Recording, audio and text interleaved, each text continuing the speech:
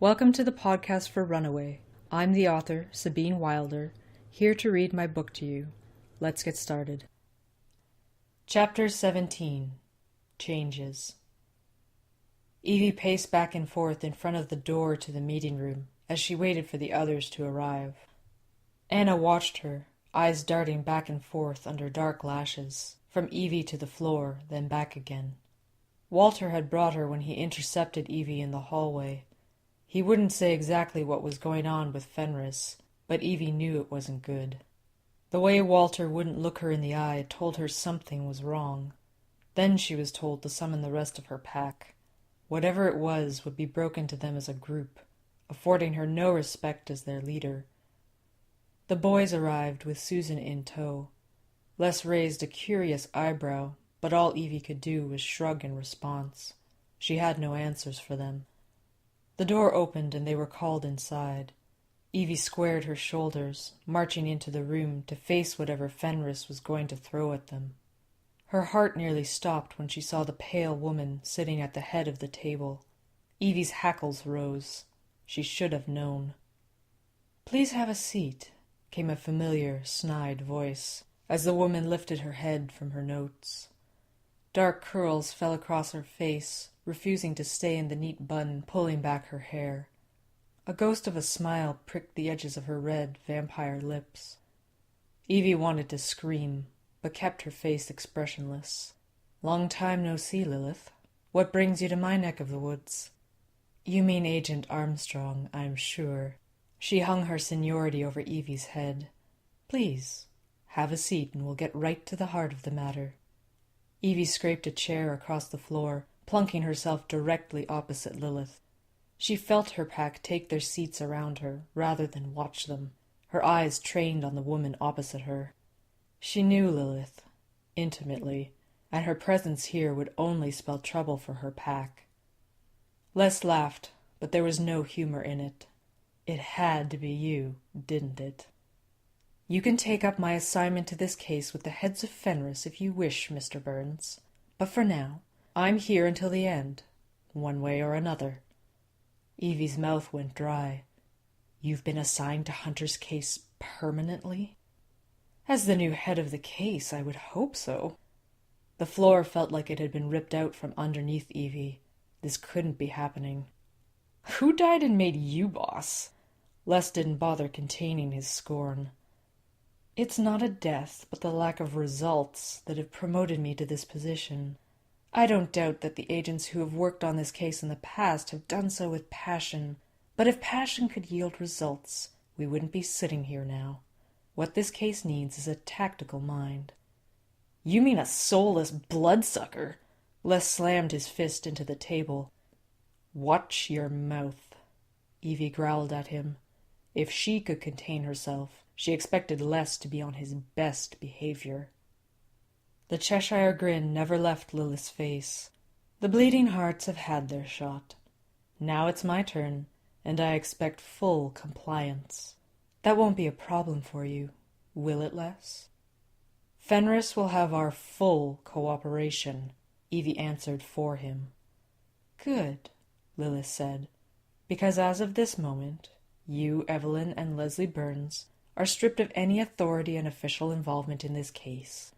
You and your pack are to be treated as civilians." The chair clattered to the floor behind Evie as she sprang to her feet, her composure gone. "What?" Lilith sighed. "I was afraid you would act like this, Evelyn. This is not your case. It never has been. All these years I've given my aid to Fenris to bring this murderer to justice, and that means nothing to you?" "Fenris is grateful for your past contributions and continued cooperation, but that doesn't mean it's what's best for us right now. I can't let your good intentions get in the way of our success." "Oh, that's rich. Why don't you drive a silver stake through my heart, Lil? Finish what you started 100 years ago." Evie wanted to crumple to the floor. Only her anger kept her standing. "Evelyn, this isn't personal. I'm doing what I think is best for everyone." Evie wanted to scream. She wanted to rip Lilith's smug face off her skull, but that wouldn't change the mess they were in. Worse still, the conniving snake had demoted her right in front of her pack. She couldn't look at her charges, though she could feel their fear and confusion rising through their bond. Now, it's not all bad news. Lilith's tone was anything but reassuring. In fact, you may be pleased to know that Susan's adjudicator has arrived, and we can begin the process of assessing her. We can't start now? Les rose at Evie's side. Not with all the stress Susan is under. I move we postpone Susan's assessment until Hunter is caught and the danger has passed. Overruled. Lilith sat cold and still as a statue, unmoved by Les's outburst. I am aware of the extreme circumstances regarding this assessment, but given how long the process is, I see no reason to delay. You wouldn't want to keep Adolphus waiting, would you? A spark of hope lit in Evie's chest. Perhaps not everything was bad news after all. She straightened herself, reaffirming her command. No, we won't keep him waiting. Excellent. I'll let him make arrangements with you as he likes. Lilith jotted some notes on a piece of paper in front of her, ignoring the pack. Are we done? Evie wanted to get out of the room. Don't you want to know what the plan is regarding Hunter? Lilith asked without looking up from her notes. I didn't think us civilians would be privy to such matters, Evie sneered. I think it's to our benefit to keep you informed. Well, to a certain extent, anyway. Lilith rose from her seat and made her way around the table to where Anna sat, leaning toward the girl, inspecting her. So this is the target. Evie had to unclench her jaw to speak. Anna Russell. You're lucky to have joined us, Anna. I understand things have been uncertain for you, but you're safe now under my jurisdiction. Anna said nothing, avoiding Lilith's gaze. Reaching forward, Lilith curled a finger under Anna's chin, lifting her face until their eyes met. She's cute, too, but then you always had good taste, Evelyn. Evie felt her claws digging into her palms, the urge to knock Lilith's head off her body rising. She's also a minor under my care, so I'd appreciate you keeping your grubby paws off her. Lilith drew back, laughing. Oh, Evelyn, I'd like to say, well, I never, but... She ran her eyes over Evie. Well, case in point. Weren't you going to tell us something useful? Les stepped between them. Like what your plans are? Lilith pursed her lips, weighing her words. Well, right now we have the advantage, don't we? Given our position, the next move is Hunter's, and we're going to wait and see what he does. That's it? Evie was tired of being toyed with. That's your grand plan? We're supposed to sit around and wait? That's what you're going to be doing, yes. Don't worry. Fenris will not be idle, but the less you know of the details behind the scenes, the better. So that's it. You drag us in here to tell us there's nothing we can do but sit and wait while Hunter makes a play for our lives. Lilith wandered slowly back to her seat on the other side of the table. Patience never was your strong suit, Evie. Yes, for now, you are going to wait, obediently, until our situation changes. Is that clear to all of you? Crystal. Evie spoke for her pack. You should consider yourselves lucky I've allowed you so many freedoms. Of course, anyone who can't follow Fenris' directions will be put into solitary confinement. But that won't be an issue, will it? Lilith looked at each pack member in turn, daring them to defy her. Silence permeated the room. Evie folded her arms across her chest. Good. Lilith took her seat again, going back to her notes. Guards will be posted to watch the girls 24/7. If you need anything, please feel free to let me know. You are dismissed. Evie stormed out of the room, fuming, but didn't open her mouth until she was well out of earshot. That impossible bloodsucker! She raised her fists into the air, resisting the urge to slam them through the walls. What was that all about? Susan whispered to Les. Evie and Lilith have a history. "Thank you, Captain Obvious. What about?" "It was a long time ago." Evie faced Susan. As much as she didn't want to relive old memories, the girls deserved an explanation. "After Hunter took my first love away from me, I found solace with Lilith for a while." "What?" Susan shrieked. "You guys were involved like that?"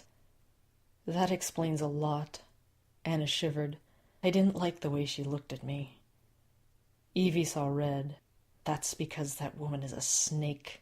She'd eat you alive if she could and spit you back out for the sake of watching you squirm." "Nothing like a burned lover's scorn." Les tried to make light of things. "I wouldn't add fuel to the fire," Sam warned him. The wave of anger passed, and Evie composed herself. "Well, we can't change the situation right now, but don't think I'm not going to try. My first responsibility is to all of you, and I'm going to protect you no matter what." The faces around Evie ranged from hopeful to unsure. She couldn't blame them. Doubt nagged at her own confidence, but she'd be damned if she gave up that easily. When she looked at Les, a knowing glance passed between them. "You should go," he said. "Do what you need to do." It was her brother's way of telling her she should go blow off some steam before she tore down the walls around them. Evie nodded her thanks and left them in the hall, her feet taking her through the school without thinking, until she reached a remote corner of the building.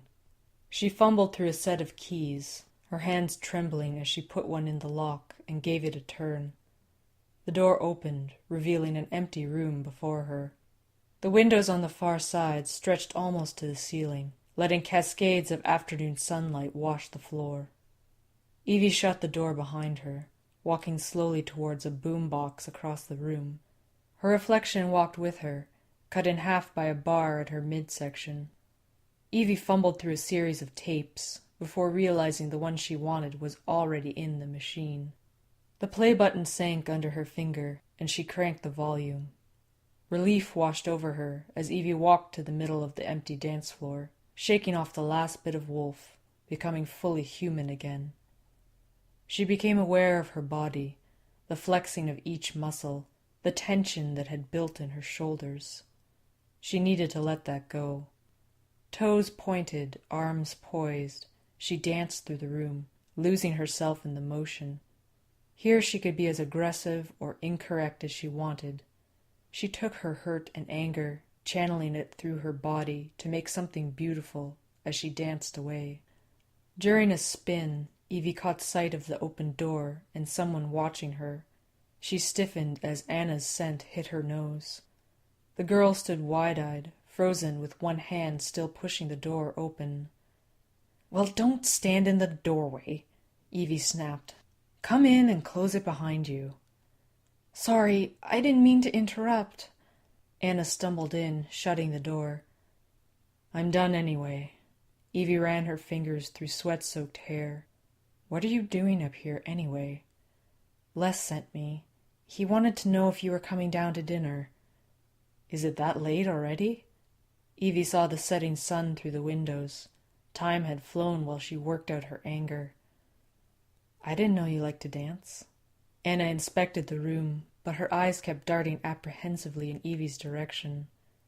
Evie watched the girl's guarded glances, reading a familiar body language. Anna was shy, but there was an interest and curiosity there aimed at Evie. It was something Evie knew she should quash, but she couldn't find it in her to put Anna through anything more than she had been through already. "There's a lot you don't know about me," Evie said. "As I keep finding out." Anna paused, waiting expectantly for Evie to say more. "I'm sorry about Lilith," Evie blurted out.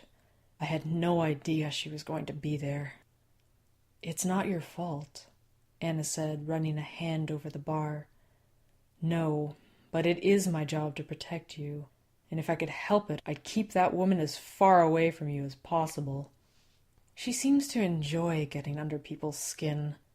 She's always been like that, but usually she's far more reserved and charming when it comes to first impressions. Then again, maybe she was forward with you for the sake of getting under my skin." I can't believe you dated someone like that. People aren't always what they seem at first. That's true. I was thinking, though, Anna finally met Evie's eyes. It's probably a good thing we have her working on the case. You see a bright side to all of this that I missed?